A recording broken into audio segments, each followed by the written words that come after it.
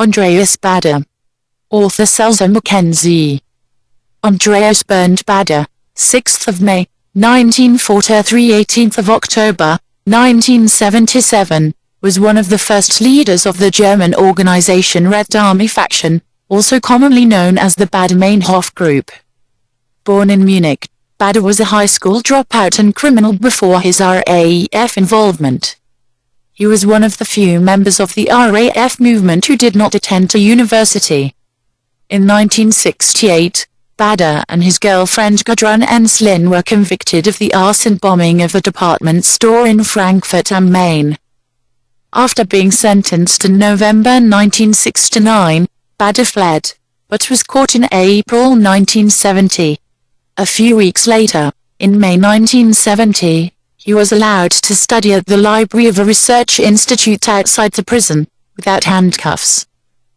Journalist Ulrike Meinhof and 2 other women were allowed to join him, and aided in his escape by opening a door to admit a masked man who fired shots that wounded a 64-year-old librarian, hitting his liver. Baader, the 3 women and the masked man fled through a window, and the group soon became known as the Baader-Meinhof Gang. Baader and others then spent some time in a FOTA military training camp in Jordan before being expelled due to differences in attitudes. Back in Germany, Baader robbed banks and bombed buildings from 1970 to 1972. On June 1, 1972, he and fellow RAF members Jan Karl Rasp and Holger Mainz were apprehended after a lengthy shootout in Frankfurt. During the collective hunger strike in 1974, which led to the death of Mainz, philosopher Jean-Paul Sartre visited Baader in Stammheim prison where he was being held. He allegedly described Baader after the meeting as being an idiot, Qualcomm. 1 right square bracket left square bracket 2 right square bracket. But even if he did not like Baader's behavior, he criticized the harsh conditions of imprisonment he thought Baader had to endure at the moment left square bracket 3 right square bracket left square bracket 4 right square bracket. Despite never obtaining a driving license, Baader was obsessed with driving. He regularly stole expensive sports cars for use by the gang, and was arrested driving an ISO Revolta IR 300. From 1975 to 1977, a long and expensive trial took place in a fortified building on the grounds of Stuttgart's Stammheim prison. According to reports from his jailers, including Horst Babeck, the defendants, especially Baader, kept their cells as dirty and disgusting as possible in order to discourage searches for items that might be smuggled in. At this time, lawyers and defendants were not separated by panes of glass during unsupervised meetings, as evidenced by photos taken by inmates. Left square bracket citation needed right square bracket. However, as a precaution against items being smuggled in, all prisoners were strip-searched and inspected and given new clothes before and after meeting lawyers. Left square bracket 6 right square bracket. Ulrike Meinhof was found dead in her cell at Stuttgart Stammheim on 9th of May, 1976, hanging from the ceiling. Members of the Red Army faction and others claimed that she was killed by the German authorities. The so-called second generation of the RAF committed several kidnappings and killings in a campaign in support of their comrades. Nonetheless, the 3 remaining defendants were convicted in April 1977 of several murders, attempted murders, and of forming a terrorist organization, and were sentenced to life imprisonment. Terrorists tried to force the release of Baader and 10 other imprisoned RAF members by kidnapping Hans-Martin Skleyer on 5th of September, 1977, as part of the sequence of events known as the German Autumn, which began on 30th of July, 1977 with the murder of the banker Eugen Ponto. However, on 6th of September, 1977 an official statement was released in which the state declared that the prisoners would not be released under any circumstances, and on the same day a communication ban, was enacted against all political prisoners.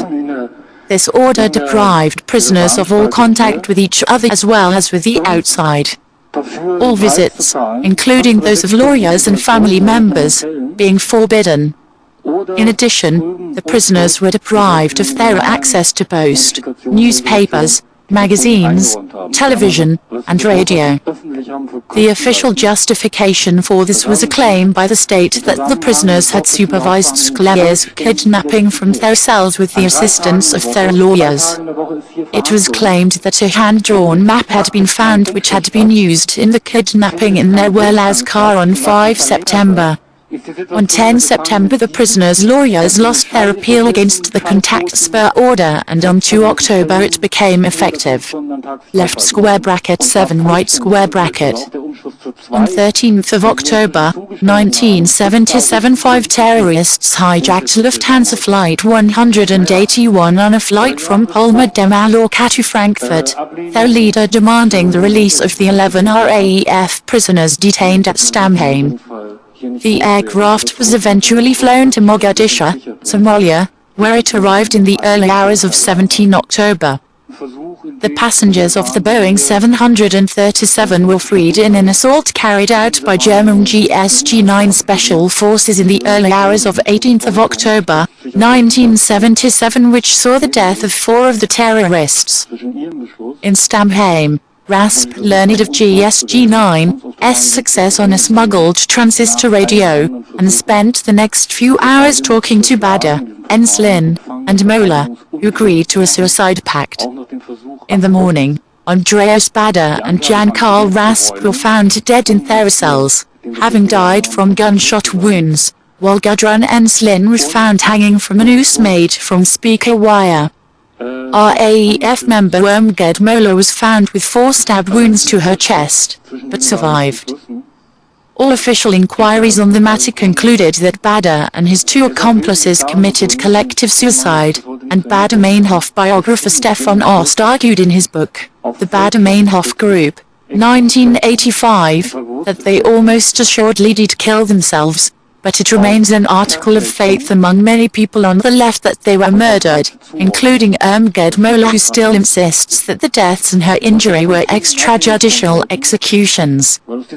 There did appear to be some debatable aspects to the suicides. Baader was supposed to have shot himself in the base of the neck so that the bullet exited through his forehead. Repeated tests indicated that it was virtually impossible for a person to hold and fire a gun in such a way. In addition, 3 bullet holes were found in his cell, 1 lodged in the wall, 1 in the mattress, and the fatal bullet itself lodged in the floor, suggesting that Baader had fired twice before killing himself.